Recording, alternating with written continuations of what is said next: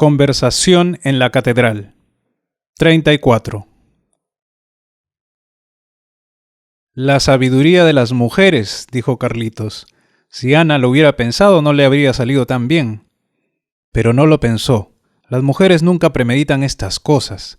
Era ese benigno intermitente malestar que reapareció cuando Ana se fue a vivir a Ica, a Zabalita. Ese blando desasosiego que te sorprendía en los colectivos calculando cuánto falta para el domingo. Tuvo que cambiar el día sábado el almuerzo en casa de sus padres. Los domingos partía muy temprano en un colectivo que venía a recogerlo a la pensión. Dormía todo el viaje. Estaba con Ana hasta el anochecer y regresaba. Andabas en bancarrota con esos viajes semanales, piensa. Las cervezas del Negro Negro ahora las pagaba siempre Carlitos. Eso es amor, Zabalita. Allá tú, dijo Carlitos. Allá ustedes dos, Zabalita. Había conocido por fin a los padres de Ana. Él era un huancaíno gordo locuaz que se había pasado la vida dando clases de historia y castellano en los colegios nacionales. Y la madre, una mulata agresivamente amable. Tenían una casa vecina a los desportillados patios de la unidad escolar y lo recibían con una hospitalidad ruidosa y relamida. Ahí estaban los abundantes almuerzos que te infligían los domingos. Ahí las angustiosas miradas que cambiaban con Ana pensando a qué hora acaba el desfile de platos. Cuando acababan, él y Ana salían a pasear por las calles rectas y siempre soleadas. Entraban a algún cine a acariciarse, tomaban refrescos en la plaza. Volvían a la casa a charlar y besarse deprisa en un saloncito atestado de huacos. A veces Ana venía a pasar el fin de semana donde unos parientes y podían acostarse juntos unas horas en algún hotelito del centro. Ya sé que no me estás pidiendo consejo, dijo Carlitos. Por eso no te lo doy. Había sido en una de esas rápidas venidas de Ana a Lima, un atardecer, al encontrarse en la puerta del cine Roxy. Se mordía los labios, piensa. Su nariz palpitaba. Había susto en sus ojos. Balbuceaba. Ya sé que te has cuidado, amor. Yo también siempre, amor. No sabía qué había pasado, amor. Santiago la tomó del brazo y en vez del cine fueron a un café. Habían conversado con calma y Ana ha aceptado que no podían hacer, pero se le saltaron las lágrimas y habló mucho del miedo que tenía a sus padres y se despidió adolorida y con rencor. No te lo pido porque ya sé cuál sería, dijo Santiago. No te cases. A los 2 días, Carlitos había averiguado la dirección de una mujer y Santiago fue a verla, a una ruinosa casita de ladrillos de los barrios altos. Era fornida, sucia y desconfiada, y lo despidió de mal modo. Estaba muy equivocado, joven. Ella no cometía crímenes. Había sido una semana de exasperantes idas y venidas, de mal gusto en la boca y sobresalto continuo de charlas afanosas con Carlitos y amaneceres desvelados en la pensión. Era enfermera, conocía tantas parteras, tantos médicos. No quería. Era una trampa que te tendía. Por fin Norwin había encontrado un médico de pocos clientes que, luego de tortuosas evasivas, aceptó.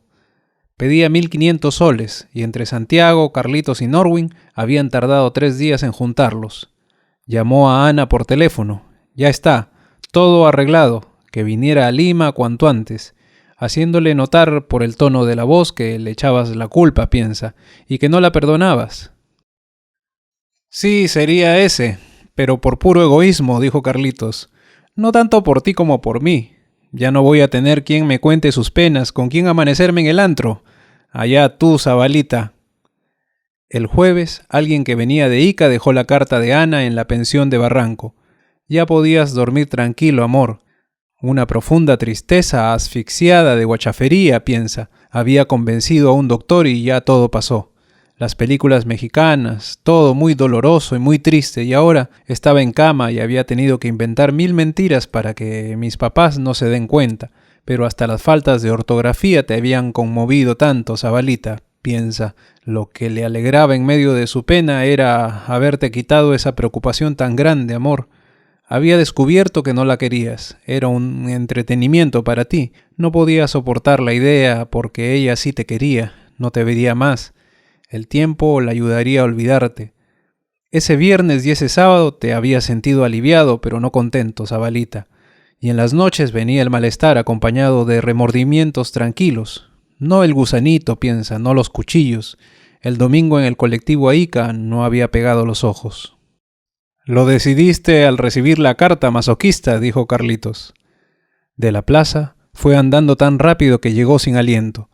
Abrió su madre y tenía los ojos parpadeantes y sentidos. Anita estaba enferma, unos cólicos terribles, les había dado un susto. Lo hizo pasar a la sala y tuvo que esperar un buen rato antes que la madre volviera y le dijera que suba. Ese vértigo de ternura al verla con su pijama amarilla, piensa, pálida y peinándose apresuradamente al entrar él. Soltó el peine, el espejo, se echó a llorar. «No cuando la carta, sino en ese momento», dijo Santiago. «Llamamos a su madre, se lo anunciamos y celebramos el compromiso entre los tres tomando café con leche con piononos. Se casarían en Ica, sin invitados ni ceremonia, se vendrían a Lima y hasta encontrar un departamento barato vivirían en la pensión.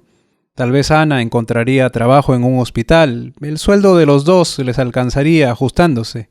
Ahí, Zabalita. «Vamos a organizarte una despedida que hará época en el periodismo limeño», dijo Norwin. Subió a maquillarse al cuartito de Malvina. Bajó, y al pasar junto al saloncito encontró a Marta furiosa. Ahora entraba cualquiera aquí. Esto se había vuelto un muladar. Aquí entraba el que podía pagar, decía Flora. Pregúntaselo a la vieja Ivón y vería. Desde la puerta del bar, Queta lo vio de espaldas, como la primera vez, alto en la banqueta, enfundado en un terno oscuro, los crespos pelos brillantes, acodado en el mostrador. Robertito le servía una cerveza. Era el primero que llegaba a pesar de ser las 9 pasadas y había 4 mujeres conversando junto al tocadiscos, haciéndose las desentendidas de él. Se acercó al mostrador sin saber todavía si le molestaba verlo allí. «El señor estaba preguntando por ti», dijo Robertito con una sonrisa sarcástica. «Le dije que te encontraba de milagro, Quetita».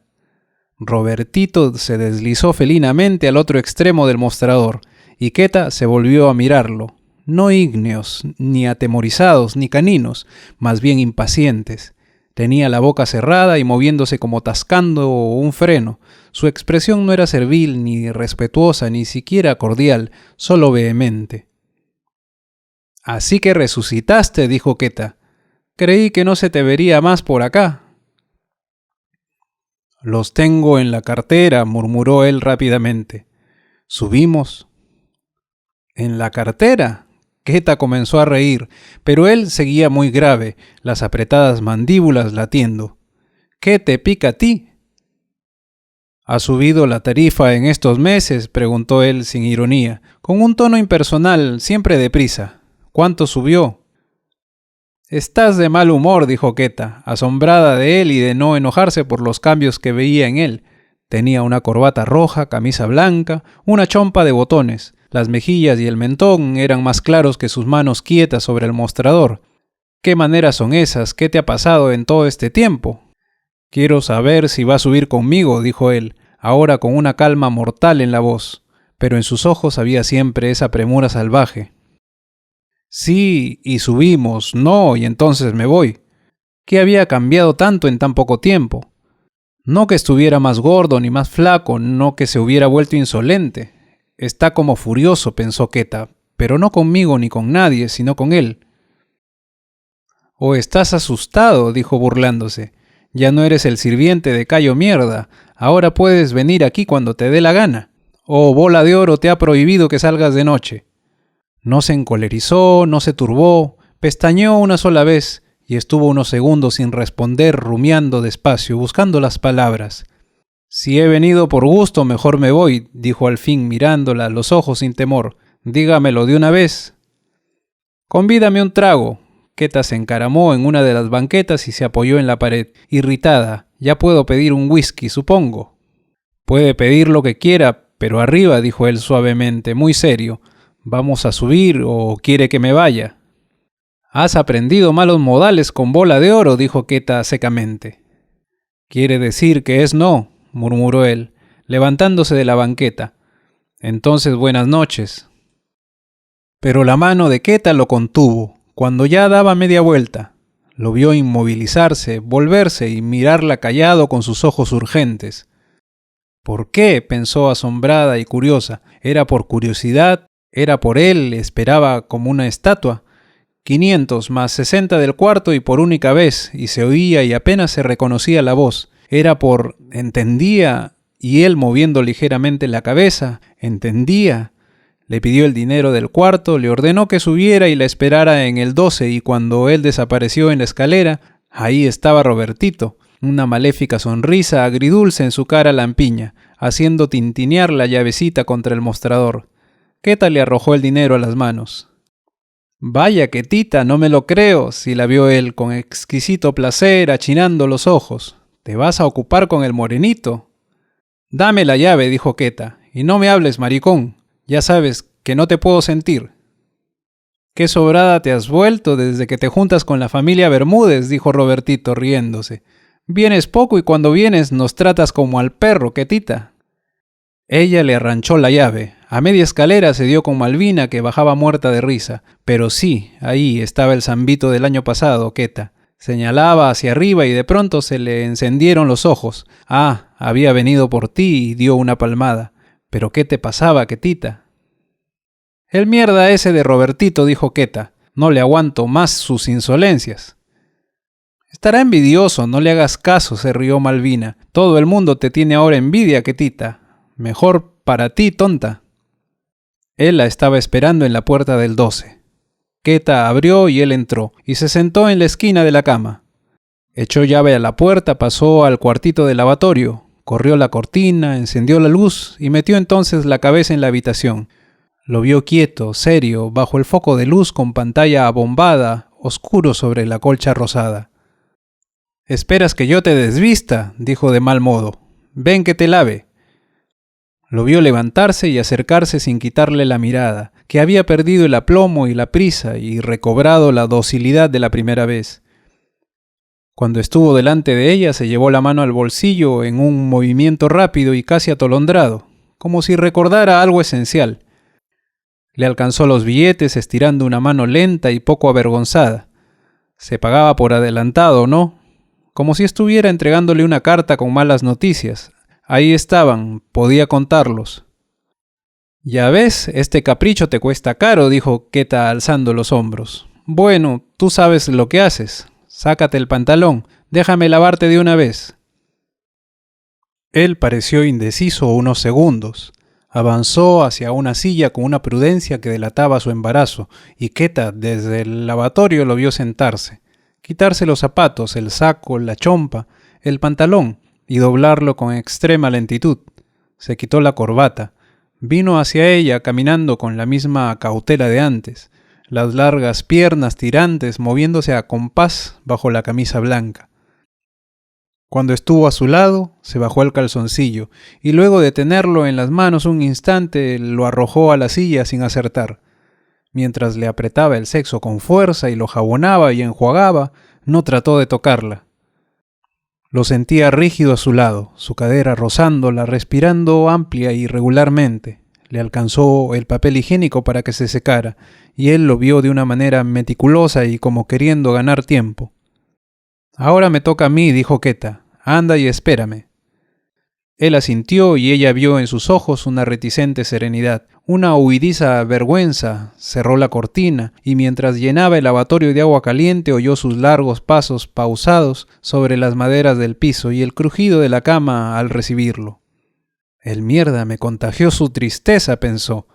Se lavó, se secó, entró al cuarto y al pasar junto a la cama y verlo estirado boca arriba, los brazos cruzados sobre los ojos, siempre con camisa, medio cuerpo desnudo bajo el cono de luz, pensó en una sala de operaciones, en un cuerpo que aguarda el bisturí. Se quitó la falda y la blusa y se acercó a la cama con zapatos. Él siguió inmóvil.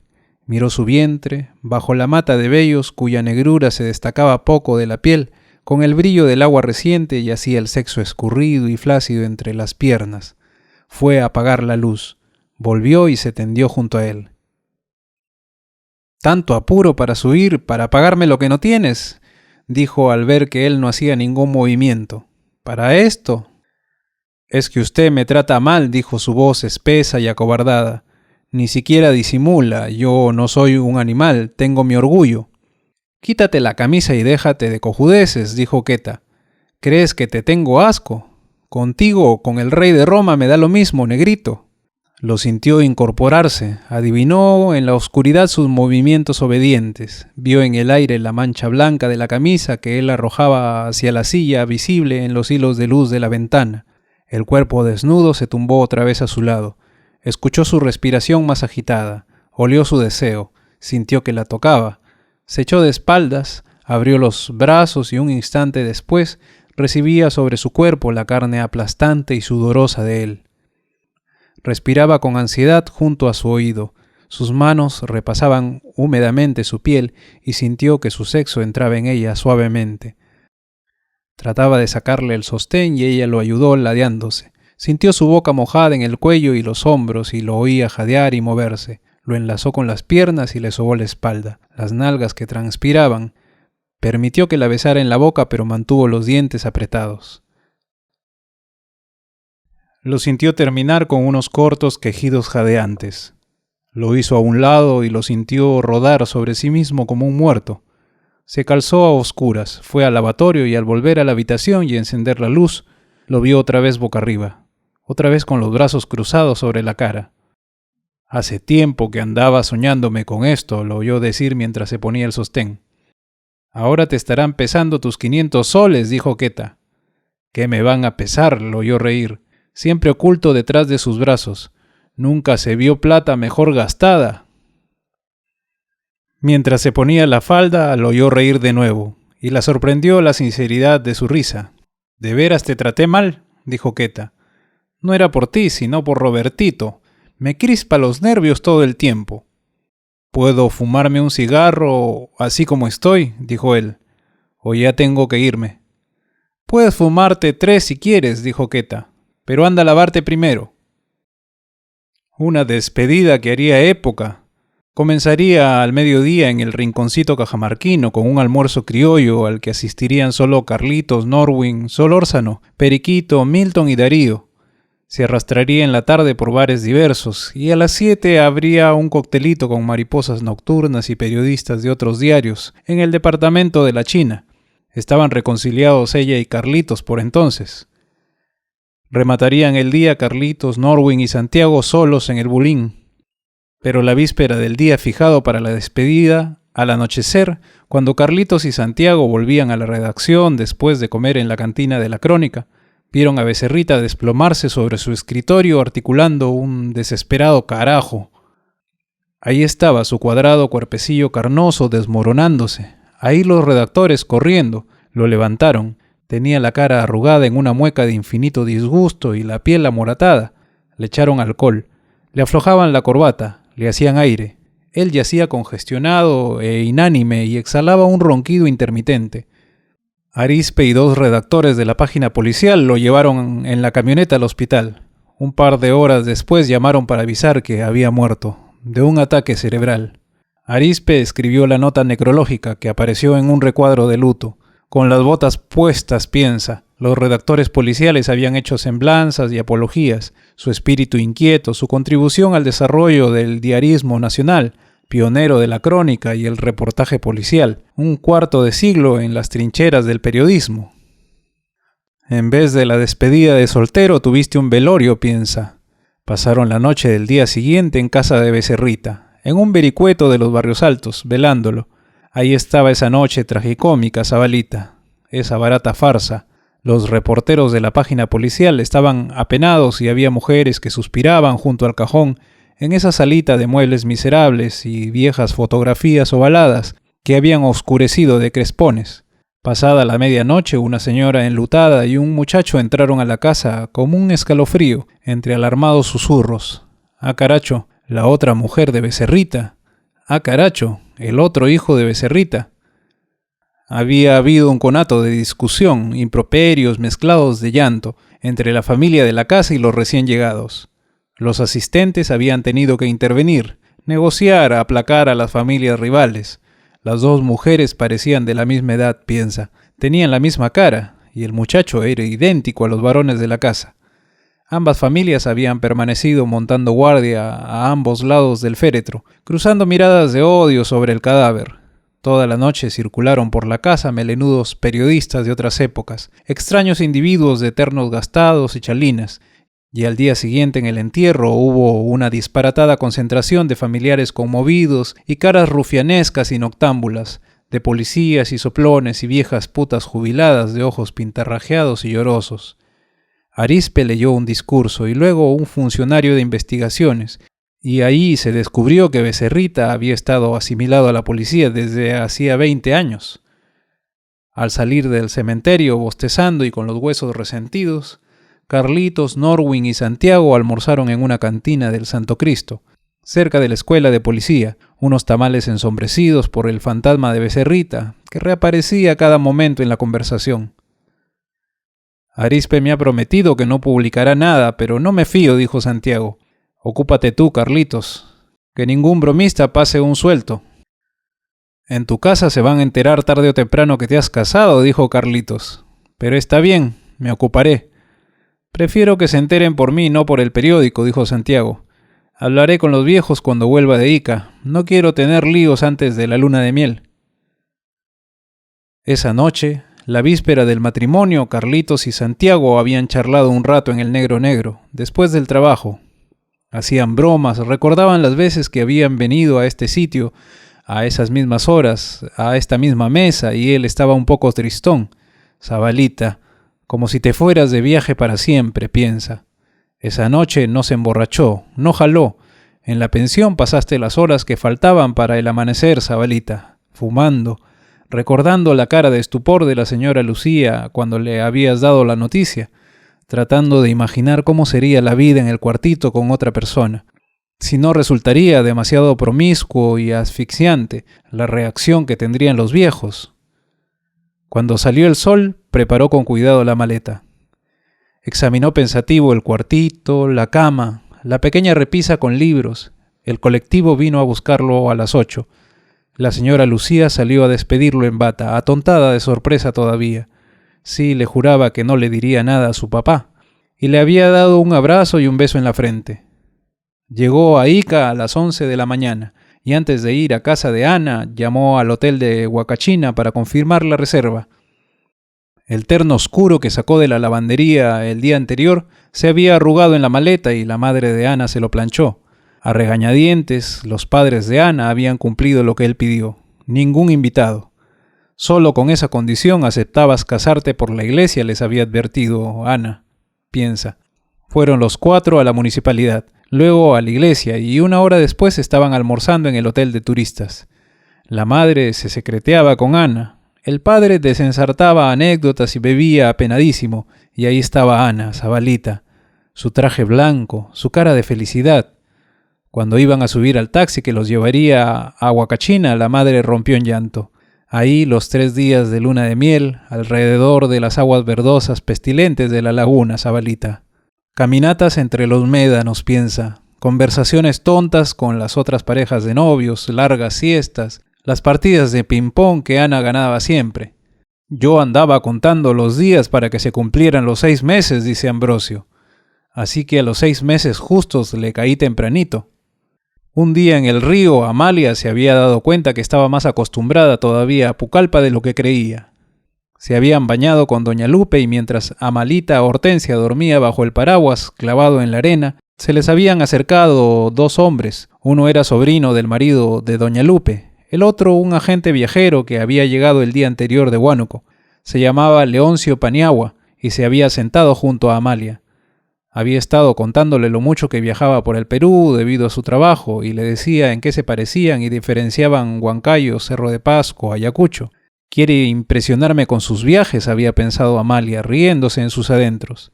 Lo había dejado darse aires de conocedor de mundos un buen rato, y al fin le había dicho: yo soy de Lima. ¿De Lima? Leoncio Paniagua no se lo había querido creer, pero si hablaba igualito a la gente de aquí, si tenía el cantito y los dichos y todo. No te habrás vuelto loco, ¿no? Lo había mirado atónito don Hilario. El negocio va bien, pero como es lógico hasta ahora, es pura pérdida. ¿Se te ocurre que a los 6 meses va a dejar ganancias? Al regresar a casa, Amalia le había preguntado a doña Lupe si era verdad lo que le había dicho Leoncio Paniagua, Sí, claro que sí, ya hablaba igualito que una montañesa. Ponte orgullosa. Amalia había pensado en lo asombradas que se quedarían sus conocidas de Lima si la oyeran, su tía, la señora Rosario, Carlota, Símula, pero ella no notaba que había cambiado su manera de hablar, doña Lupe sonriendo con malicia. El guanuqueño te había estado haciendo fiestas, Amalia. Sí, doña Lupe, y figúrese que hasta había querido invitarla al cine, pero claro que Amalia no le había aceptado. En vez de escandalizarse, doña Lupe le había reñido, va tonta, hubiera debido aceptarle. Amalia era joven, tienes derecho a divertirte. ¿Acaso creía que Ambrosio no se aprovechaba a su gusto las noches que pasaba en Tingomaría? Amalia había sido la que se escandalizó más bien. Me hizo las cuentas con papeles en la mano, dice Ambrosio. Me dejó tonto con tanto número. Impuestos, timbres, comisión para el tinterillo que hizo el traspaso. Don Hilario olía los recibos y me los iba pasando, Amalia. Todo clarísimo. ¿Estás satisfecho? La verdad que no mucho, don Hilario, había dicho Ambrosio. Ando muy ajustado y esperaba recibir algo, don. Y aquí los recibitos del idiota, había concluido don Hilario. Yo no cobro por administrar el negocio, pero no querrás que yo mismo venda ataúdes, ¿no? Y supongo que no dirás que le pago mucho. 100 al mes es una mugre hasta para un idiota. Entonces el negocio no está resultando tan bueno como usted creyó, don, había dicho Ambrosio. Está resultando mejor, don Hilario había movido la cabeza como diciendo, esfuérzate, trata de entender. Al comienzo un negocio es pérdida, después se va levantando y viene el desquite. No mucho tiempo después, una noche que Ambrosio acababa de llegar de Tingomaría y se estaba lavando la cara en el cuarto del fondo, donde tenían un lavatorio sobre un caballete, Amalia había visto aparecer en la esquina de la cabaña a Leoncio Paniagua, peinado y encorbatado. Se venía derechito aquí. Había estado a punto de soltar a Amalita Hortensia. Atolondrada, había corrido a la huerta y se había acurrucado en la hierba, la niña bien apretada contra su pecho. Iba a entrar, se iba a encontrar con Ambrosio. Ambrosio lo iba a matar. Pero no había oído nada alarmante, solo el silbido de Ambrosio, el chapaleo del agua, los grillos cantando en la oscuridad. Por fin había oído a Ambrosio que le pedía la comida. Había ido a cocinar, temblando, y todavía mucho rato después, todo se le había estado cayendo de las manos. Y cuando se cumplieron otros 6, es decir, al año, le caí tempranito, dice Ambrosio. Y don Hilario, no me diga que tampoco ahora hay ganancias. ¿Qué va a haber? El negocio está color de hormiga, había dicho don Hilario. De eso quería hablarte precisamente. Al día siguiente, Amalia había ido furiosa donde doña Lupe a contarle. Figúrese qué atrevimiento, figúrese lo que hubiera pasado si Ambrosio, doña Lupe le había tapado la boca diciéndole sé todo. El guanuqueño se había metido a su casa y le había abierto su corazón, señora Lupe. Desde que la conocía Amalia soy otro, su amiga es única. No pensaba entrar a tu casa, Amalia, no era tonto, solo quería verla de lejos. Habías hecho una conquista, Amalia, lo tenías loco por ti al guanuqueño, Amalia. Se había sentido rarísima, furiosa siempre, pero ahora también halagada. Esa tarde había ido a la playita pensando si me dice cualquier cosa lo insulto, pero Leoncio Paniagua no le había hecho la menor insinuación. Educadísimo, limpiaba la arena para que se sentara. Le había convidado un barquillo de helados y cuando ella lo miraba a los ojos, bajaba los suyos avergonzado y suspirando. Sí, como lo oyes, lo tengo bien estudiado, había dicho don Hilario.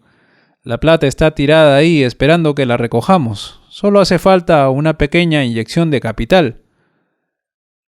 Leoncio Paniagua venía a Pucallpa cada mes, solo por un par de días y Amalia le había llegado a tomar simpatía por la forma como la trataba, por su terrible timidez.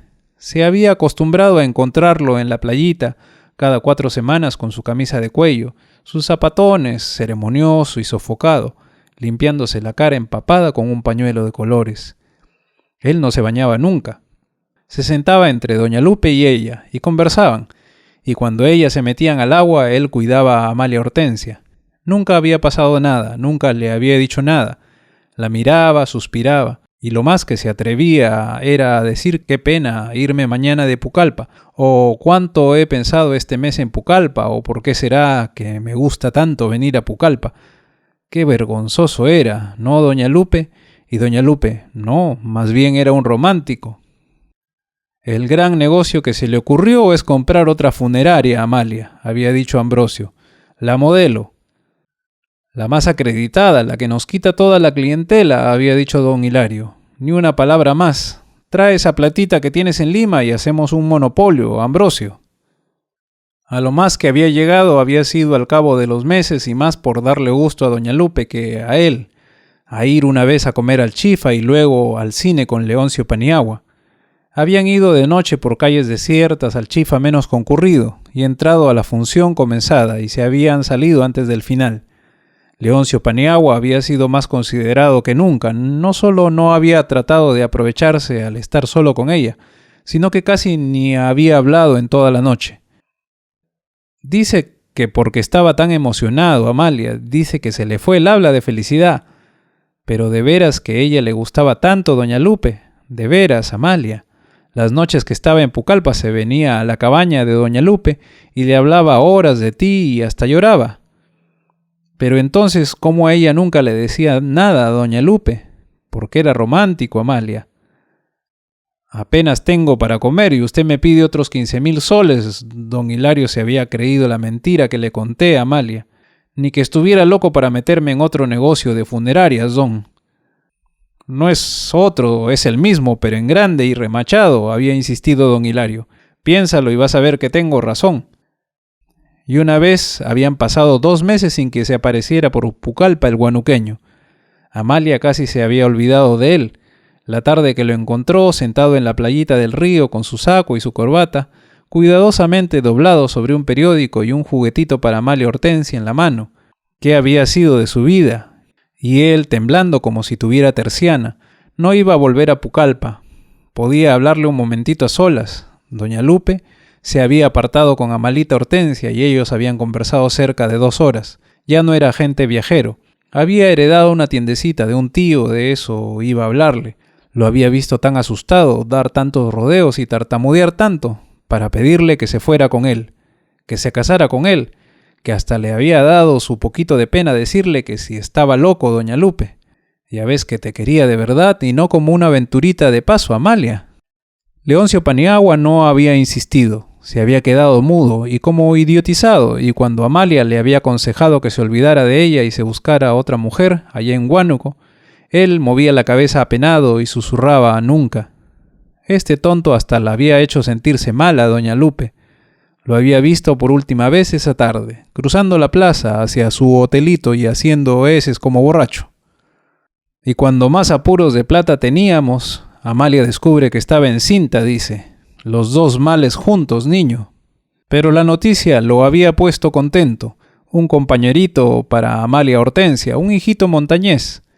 Pantaleón y doña Lupe habían venido a la cabaña esa noche y habían estado tomando cerveza hasta tarde. Amalia estaba encinta, ¿qué les parecía? Se habían divertido bastante. Y Amalia se había mareado y hecho locuras, bailado sola, cantado, dicho palabrotas. Al día siguiente había amanecido débil y con vómitos. Y Ambrosio la había hecho avergonzar. La criatura nacería borracha con el baño que le diste anoche, Amalia. Si el médico hubiera dicho se puede morir, yo la habría hecho abortar, dice Ambrosio. Allá es fácil, un montón de viejas saben preparar hierbas para eso. Pero no, se sentía muy bien y por eso no nos preocupamos de nada. Un sábado, el primer mes de embarazo, Amalia había ido con doña Lupe a pasar el día a Yarinacocha. Toda la mañana habían estado sentadas bajo una enramada mirando la laguna, donde se bañaba la gente, el ojo redondo del sol que ardía en el cielo limpísimo. Al mediodía habían desanudado sus atados y comido bajo un árbol, y entonces habían oído a 2 mujeres que tomaban refrescos hablando pestes de Hilario Morales. Era así, asá, había estafado, robado. Si hubiera justicia ya estaría preso o muerto. Serán puras habladurías, había dicho doña Lupe, pero esa noche Amalia le había contado a Ambrosio. Peores cosas he oído yo de él y no solo aquí, también en Tingomaría, le había dicho Ambrosio. Lo que no entiendo es por qué no hace alguna viveza de esas para que nuestro negocio dé ganancia. Porque te estará haciendo a ti las vivezas, tonto, había dicho Amalia. Ella me metió adentro la duda, dice Ambrosio. La pobrecita tenía un olfato de perro, niño. Desde entonces, cada noche al volver a Pucallpa, aún antes de sacudirse el polvo rojizo del camino, le había preguntado a Amalia ansioso, ¿cuántos grandes, cuántos chicos? Había apuntado todo lo que se vendía en una libretita y vuelto cada día con nuevas vivezas que había averiguado de don Hilario en Tingomaría y Pucallpa. Si tanta desconfianza le tienes, se me ocurre una cosa, le había dicho Pantaleón. Dile que te devuelva tu plata y vamos a hacer algo juntos. Desde ese sábado en Yarinacocha, ella había vuelto a vigilar a los clientes de Ataúdes Limbo escrupulosamente. Este embarazo no había sido ni sombra del anterior, ni siquiera del primero, doña Lupe. Ni mareos, ni vómitos, casi ni sed. No había perdido las fuerzas, podría hacer el trabajo de la casa de lo más bien. Una mañana había ido con Ambrosio al hospital y tenido que hacer una cola larguísima. Se habían pasado la espera jugando a contar los gallinazos que veían asoleándose en los techos vecinos, y cuando les llegó el turno, Amalia estaba medio dormida. El médico la había examinado rapidito y dicho, vístete, ¿estás bien? Que volviera dentro de un par de meses. Amalia se había vestido y solo al momento de salir se había acordado. En la maternidad de Lima me dijeron que con otro hijo me podía morir, doctor. Entonces has debido hacer caso y cuidarte, había refunfuñado el doctor. Pero luego, como la había visto asustada, le había sonreído de mala gana. No te asustes, cuídate y no te pasará nada. Poco después se habían cumplido otros 6 meses y Ambrosio, antes de ir a la oficina de don Hilario, la había llamado de una manera maliciosa. Ven, un secreto. ¿Cuál? Iba a decirle que no quería seguir siendo su socio, ni tampoco su chofer, Amalia, que se metiera el rayo de la montaña y Ataúdes Limbo donde quisiera. Amalia lo había mirado asombrada y él era una sorpresa que te tenía guardada, Amalia. Con Pantaleón se habían pasado este tiempo haciendo planes. Habían decidido uno genial. Se llenarían los bolsillos a costa de don Hilario, Amalia. Eso era lo más chistoso del caso. Estaban vendiendo una camionetita usada y él y Pantaleón la habían desarmado y expulgado hasta el alma. Servía. La dejaban por 80.000 y les aceptaban 30.000 de cuota inicial y lo demás en letras. Pantaleón pediría sus indemnizaciones y movería cielo y tierra para conseguir sus 15.000 y la comprarían a medias y la manejarían a medias y cobrarían más barato y les quitarían la clientela a la Morales y a la Pucallpa. Imaginaciones, dice Ambrosio. Quise terminar por donde debí comenzar al llegar a Pucallpa.